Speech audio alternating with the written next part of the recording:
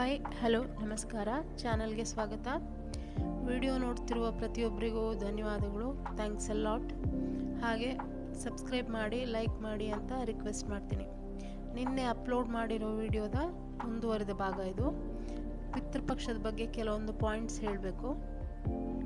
ಯಾರೋ ಒಬ್ಬರು ವಿಡಿಯೋ ನೋಡಿದವರು ಕಾಲ್ ಮಾಡಿ ಕೇಳ್ತಾ ಇದ್ರು, ಅಲ್ಲ ಇಷ್ಟು ಮಾಡರ್ನ್ ಆಗಿದ್ದೀವಿ, ಇಷ್ಟು ಟೆಕ್ನಾಲಜಿ ಮುಂದುವರೆದಿದೆ, ಇನ್ನು ಹಳೆಯ ವಿಷಯಗಳನ್ನ ತಗೊಂಡು ವಿಡಿಯೋ ಮಾಡ್ತಿರಲ್ಲ ಅಂತ.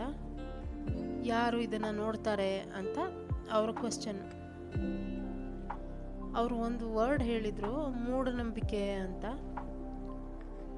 ಈಗ ಅವರಿಗೆ ಏನು ಹೇಳಬೇಕು ನಾನು ಹೇಳಿದ್ದೀನಿ ಫೋನಲ್ಲಿ, ಆದರೆ ಅದರ ಮುಂದುವರೆದ ಭಾಗ ನನಗೆ ಒಂದು ಸ್ವಲ್ಪ ಜನಗಳಿಗೂ ಈ ಥರ ಒಂದು ಇರ್ಬೋದು ಮೈಂಡಲ್ಲಿ ಅಂತ ಒಂದು ಅನ್ನಿಸೋಕ್ಕೆ ಶುರುವಾಯಿತು. ಅದಕ್ಕೆ ಈ ಒಂದು ವಿಡಿಯೋ ಅದಕ್ಕೆ ಉತ್ತರವಾಗಿ ಈ ವಿಡಿಯೋ ಮಾಡ್ತಾಯಿದ್ದೀನಿ. ಸ್ಕಿಪ್ ಮಾಡದೆ ನೋಡಿ.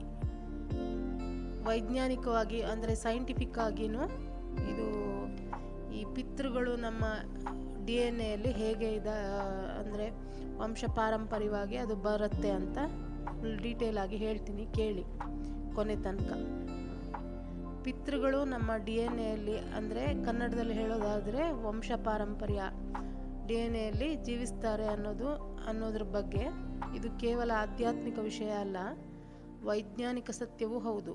ವೈಜ್ಞಾನಿಕ ಅರ್ಥ, ನಮ್ಮ ದೇಹದ ಪ್ರತಿಯೊಂದು ಸೆಲ್ನಲ್ಲಿ DNA ಇರುತ್ತೆ. DNA ಅಂದರೆ ಜೆನೆಟಿಕ್ ಕೋಡು ಅಂತ. ಅದು ತಂದೆ, ತಾತ, ಅಜ್ಜ, ಅಜ್ಜಿ ಎಲ್ಲರ ಇನ್ಹೆರಿಟೆನ್ಸ್ ಹೊತ್ತಿರುತ್ತೆ. ನಮ್ಮ ಸ್ಕಿನ್ ಕಲರು, ಕಣ್ಣಿನ ಶೇಪು, ಹೆಲ್ತ್ ಕಂಡೀಷನು ಇವೆಲ್ಲ ಆನ್ಸಿಸ್ಟ್ರಲ್ ಜೀನ್ಸ್ ಮೂಲಕ ಬರುತ್ತೆ.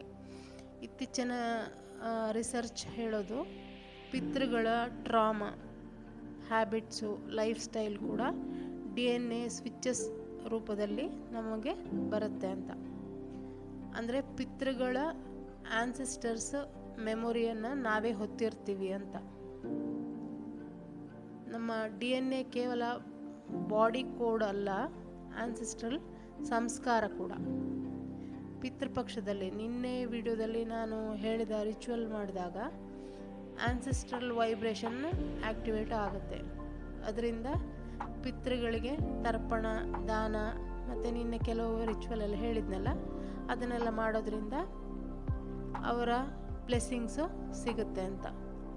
ನೀವೊಂದು ಸಾರಿ ಯೋಚನೆ ಮಾಡಿ ನೋಡಿ, ನಮ್ಮ ಹ್ಯಾಬಿಟ್ಸು, ನಮ್ಗೆ ಬರುವಂಥ ಕೋಪ, ನಮ್ಮ ಸ್ಟೈಲು, ಈವನ್ ಫುಡ್ಡು ಟೇಸ್ಟ್ ಕೂಡ. ಈಗ ಏನಾದರೂ ತಿಂತಾಯಿದ್ರೆ ಅದು ಅವರ ಅಜ್ಜನಿಗೂ ಅದೇ ಇಷ್ಟ ಇತ್ತು, ಅವರ ಅಜ್ಜಿಗೂ ಅದು ಇಷ್ಟ ಇತ್ತು ಅಂತ ಹೇಳೋದು ಕೇಳಿರ್ತೀರಲ್ವ. ಅದನ್ನೇ DNA ಕೋಡಿಂಗ್ ಅಂತ ಹೇಳೋದು. ಪಿತೃಗಳಿಗೆ ಗೌರವ ಕೊಡೋದು ಅಂದರೆ ನಮ್ಮದೇ ರೂಟ್ಸಿಗೆ, ನಮ್ಮದೇ DNA ಗೌರವ ಕೊಡೋದು.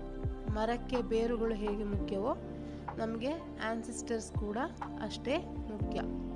ಮತ್ತು ಇನ್ನೊಂದು ವಿಷಯ, ಈ ಫೇಸ್ಬುಕ್ಕಲ್ಲಿ, ಇನ್ಸ್ಟಾಗ್ರಾಮಲ್ಲಿ, ವಾಟ್ಸಪ್ DPಗಳಲ್ಲಿ ಎಲ್ಲ ನಿಮ್ಮ ಫೋಟೋಗಳಿಗೆ ಲೈಕು, ಕಮೆಂಟ್ಸು, ಇಷ್ಟೊಂದು ಲೈಕ್ಸು ಇದೆಲ್ಲ ಬರೋಕ್ಕೆ ಯಾರು ಕಾರಣ? ನಮ್ಮ ಪಿತೃಗಳೇ ಕಾರಣ ತಾನೆ. ಅದಕ್ಕೋಸ್ಕರ ನಾವು ಎಷ್ಟೇ ಮಾಡರ್ನ್ ಆಗಿದ್ರೂ ಕೆಲವೊಂದು ಹಳೆಯ ಸಂಪ್ರದಾಯ ಬಿಡಬಾರ್ದು ಅಂತ ಹೇಳ್ತಾ, ಬರೋ ಪಿತೃಪಕ್ಷದಲ್ಲಿ ಎಲ್ಲರೂ ಈ ರಿಚುವಲ್ ಮಾಡಿ ಅಂತ ಹೇಳ್ತಾ ಈ ವಿಡಿಯೋ ಮುಗಿಸ್ತಾ ಇದ್ದೀನಿ. Stay positive, stay blessed. Thank you for watching.